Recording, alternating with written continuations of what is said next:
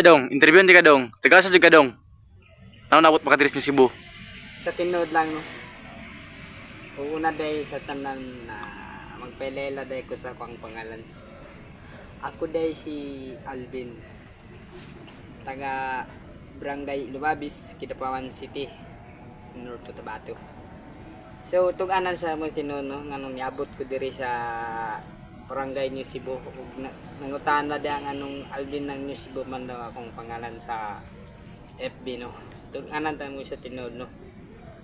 Niabot lang ko diri tungod lang sa akong mga kaila, mga barkada o kamo mga bata nun ayaw gyud mo pagkawala sa mga barkada diya kay para asa nga lugar ilado mo.